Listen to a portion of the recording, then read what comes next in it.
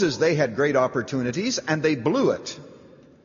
Now, with Christ, we have even greater opportunities. Beware lest there be in you an evil heart of unbelief in departing from the living God. Beware lest it be true of you too.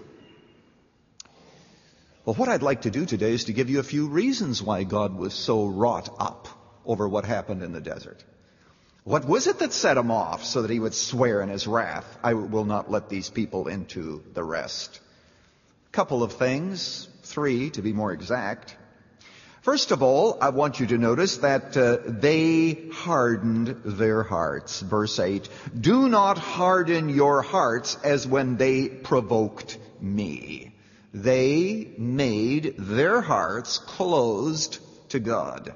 What does it mean to harden your heart? Well, one of the things that it means is that no matter how many blessings God gives you, you close your life to Him. You shut the door. You put the sign over your heart that says, do not disturb. Basically, let me be alone. That is a hard heart. A person with a hard heart is a person who doesn't listen to God. Even when God shouts to him with a megaphone, his ears are closed. He no longer responds to God because he's decided no matter what, God, you're not going to get through to me. That's hard-heartedness. Hard-heartedness always has with it, of necessity, I believe, bitterness. If this is the way the church is going to be, then I'm going to be mad at the church and I'm going to be mad at the church's God. If this is the way that my parents treated me, I'm going to be angry with my parents. I'm going to be angry at their God. And if this is the way God runs His world, I prayed that this person would be healed and God didn't heal him. I prayed for this job and God gave me sickness instead. If this is the way God runs His universe, I'm finished. Don't talk to me about God. Bitterness. Beware. Man sitting in a meeting, hearing testimonies about how God was transforming men and making them humble and broken, sat in the back of the room and took his fist and he hit it into his hand and he said, God, you'll never get me. He had been golfing early that morning. You know that there are some people who actually get up early in the morning to golf? I'm serious. And I'm told that many of these people are perfectly normal in other ways. But he said, God, you'll never get me, because he had a hot temper and 5 children and knew that if God ever got him, he was going to have to humble himself and apologize to his children for his irrational anger. And he was a he-man, and he-men don't do that. Well, I'm glad to tell you today that God did get him. God got him.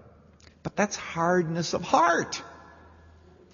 There is bitterness. There is rationalization. The most difficult thing that we can ever say is, I was wrong. Therefore, the human heart doesn't live with that kind of self-revelation.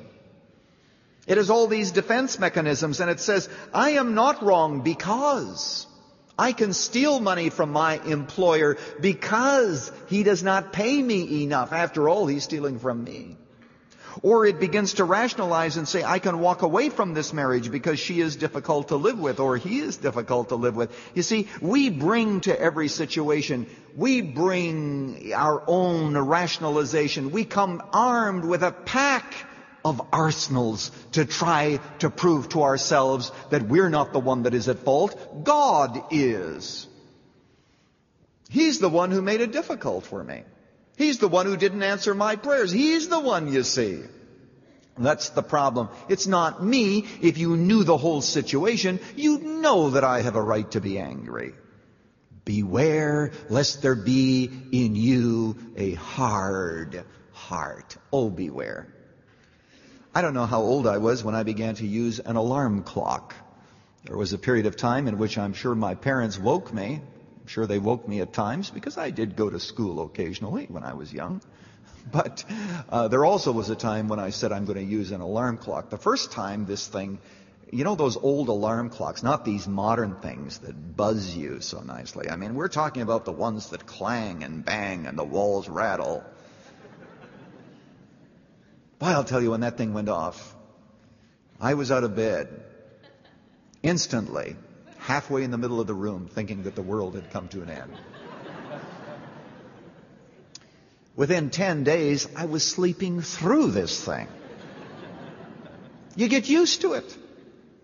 Some of you have had so much truth, you've had so much gospel, you've had so many sermons, you've had so much appeal. That was for emphasis there. You've had all that, and you're sleeping through it. You're sleeping through it.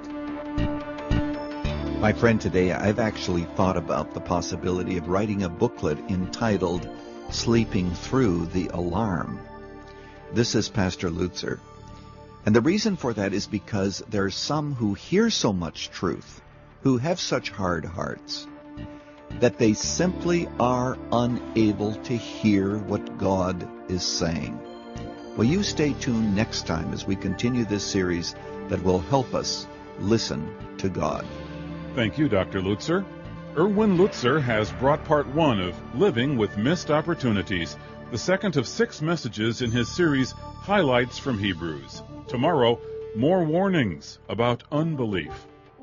Running to Win comes to you from the Moody Church in Chicago. Our series from Hebrews will help you draw near to God in fully assured faith. Highlights from Hebrews can be yours on CD as our thank you when you give a gift of any amount to Running to Win.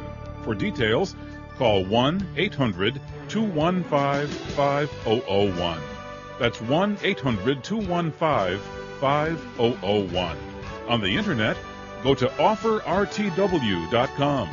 That's offerrtw, all one word, .com. Finally, you can write to Running to Win, Box 11174, Chicago, Illinois, 60611. This is Dave McAllister. Don't miss tomorrow's Running to Win.